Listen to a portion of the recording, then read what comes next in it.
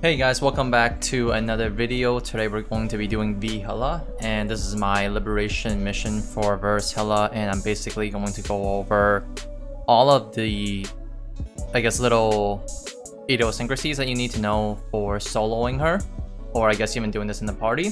So the general idea for Hilla is that there are 5 green skulls indicated on the top middle bar right there.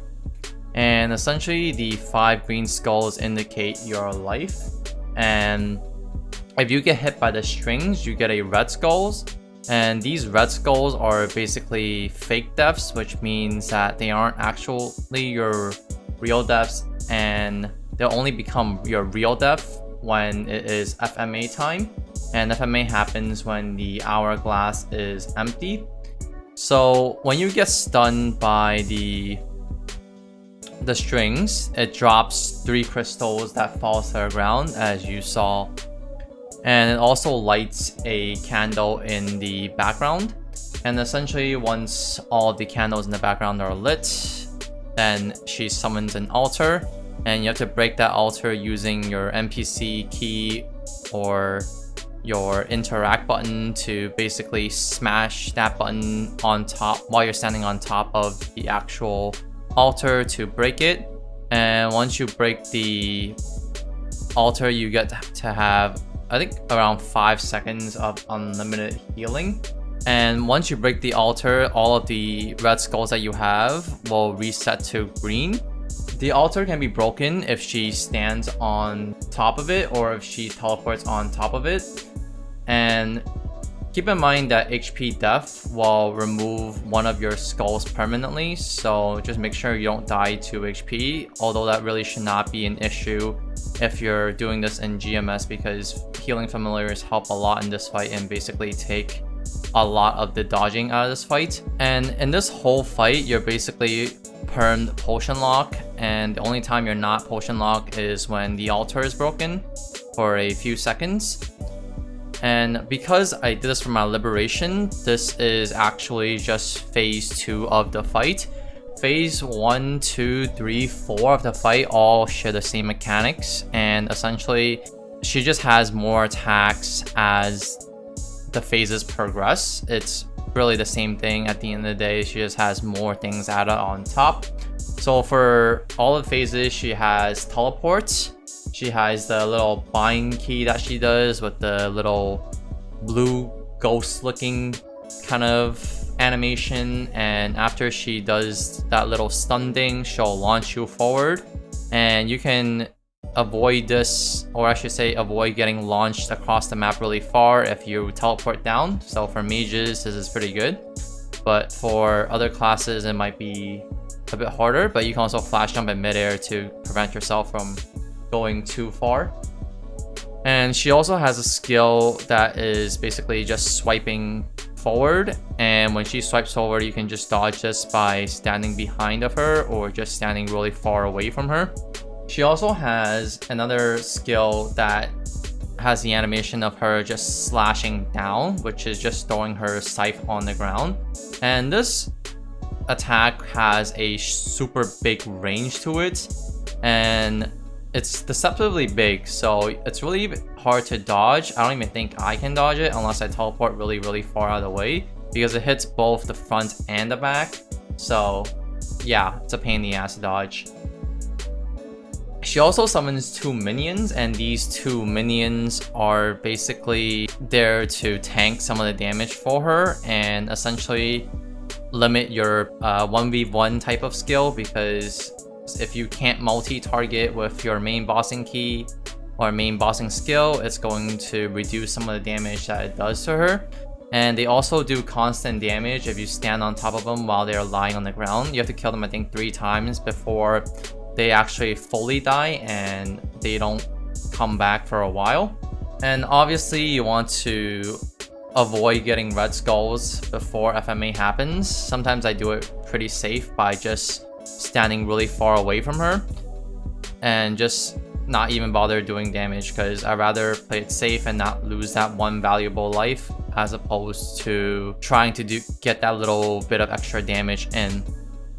And another thing I should mention is even if you happen to get unlucky and get marked right before the check and there is not enough time left to cleanse, it's better to just take that one skull of hit to your death count as opposed to trying to force that last cleansing, because you can lose a lot of skulls very quickly if you don't time it right, or if some unlucky RNG happens and she steps on the altar and breaks it.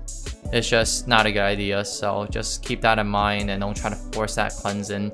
Usually I do it 2 taps before, and anything after 2 taps I don't really try to cleanse. So basically once it has about half an inch of time left on the hourglass, I don't try to cleanse anymore. But when there's half the hourglass left or 33% left, I still try to cleanse. And it shouldn't be too hard, honestly, once you get the hang of it, but yeah. And she also does this little poison misting, and the poison misting is very deadly if you stay on top of it for a long time, because they do constant 10% HP damage, so they can drain your HP pretty fast if you stand on top of it. But otherwise, you can pass through it without any huge issue if you just pay attention and just, you know, don't stand on top of it for too long. For phase 2, it's basically the same mechanic as phase 1, and this time the only thing that's different is that she'll have, I guess, 2 to 3 additional attacks. So she swipes forward and she summons 2 green skulls in either direction, and essentially those green skulls, you can either duck under them or you can jump over them. Just be mindful that when you duck, you do move your hitbox to a more horizontal position, so you know, just keep that in mind, because you might get hit by a red string, so just be careful with it essentially. And they do around, I think, 25% of your HP, so in a fight where you can't heal, 25% actually is a pretty big amount. And another, or I guess 2 more moves that she does is, one, the purple bone wave, and the other one is the green bone wave. The purple bone wave you can avoid by basically just standing right behind her, and the green bone wave you avoid by standing just in front of her. You don't want to be too close to her, but you also don't want to be too far away. There's like a little gap that's right in front when she does it, or behind if it's purple, and you want to stand in that spot. The half map attacks, which is the bone waves, the half map attacks do 50% of your HP, so it does do quite a good chunk, so just be careful and try not to get hit by it. You can also try to jump out of range if she's on the opposite side of the map and you're really far away from her, but otherwise it's better to just try to position yourself in a way that you're either slightly in front or slightly behind her, depending on the color of the bone wave. In phase 3, which is the phase that I am in right now, it's indicated by the lime green color, and phase 2 is indicated by the pink color. So for phase 3, you want to be mindful of a summon that she does, which is Necro Lotus. Necro Lotus does energy ball similar to the Real Lotus, but it does very low HP, and Necro Lotus himself has very low HP as well, so it shouldn't be too big of a problem. You can probably kill it within a few hits. And Necro Lotus also does a little teleport thing and does a little super knockback after to push you into strings, push you into her, or wherever else. But yeah, just be mindful of that and try not to get too close and try to kill it as fast as possible, especially if it's getting close to the full map attack. For phase 4, it's again all of the mechanics from phase 1, 2, and 3, but this time she'll summon Necro Damien. Phase 4 is indicated by the darker green bar, and essentially Necro Damien does something that's very similar to what he does in non-Necro version, which is just teleporting, a knockback rush, and a dive. They don't really do much HP damage. I think they do around 10% or maybe 20% at most, but they can be very deadly if they push you back into strings. That's right before the FMA, because you can get killed by that.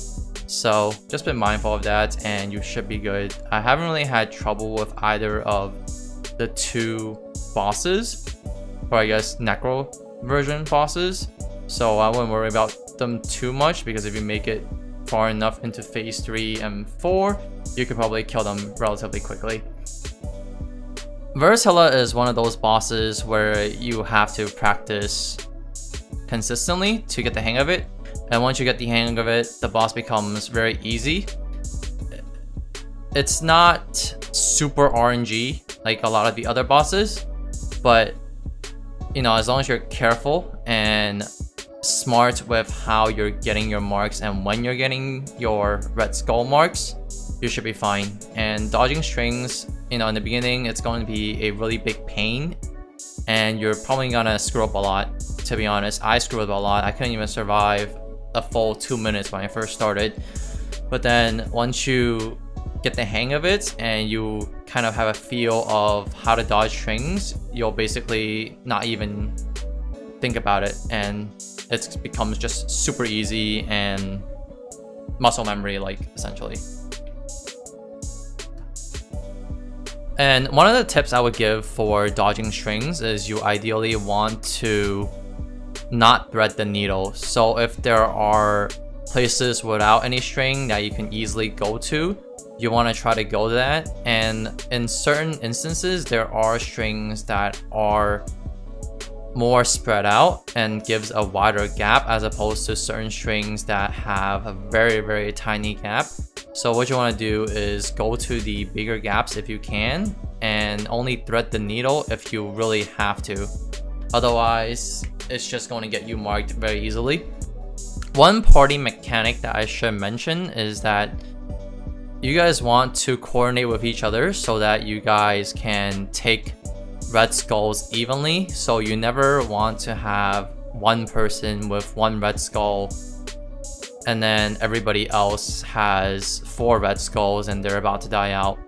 So you have to coordinate that with your party members and work with them, make sure they know what they're doing and they know when to get skulls and they can get them. Sometimes it can be annoying trying to get the skulls because it just gets hard, but it shouldn't be too bad if you talk each other through it. And ideally you do want to have 2 green remaining skulls and let your party members get the rest. But there are instances where you have to take more skulls and be forced to have only 1 green skull. But ideally you want to have 2 green skulls just for I guess a safety zone, just in case anything does happen, you don't die out right away. And one of the last things I'll mention is that the hourglass does drop faster as it progresses throughout the phases and the fight. So just keep that in mind. If you're feeling the hourglass is getting faster and dropping faster, it actually is. So just be mindful of that and don't get too close before you cleanse. Otherwise, if you have 3 skulls right before FMA happens and FMA happens, then you're pretty much screwed because you lost all 3 lives. Verus Hilla is one of those bosses that have very little margin for error, so you have to be mindful of how you play this boss. Ideally, you want to play it on the safer side when it comes to before FMA, and then if it's not right before FMA, then you can be more aggressive with it and actually try to do a lot more damage. So yeah guys, that's it for my video on Verus Hilla. Hopefully you guys learned something from this and you guys found this helpful.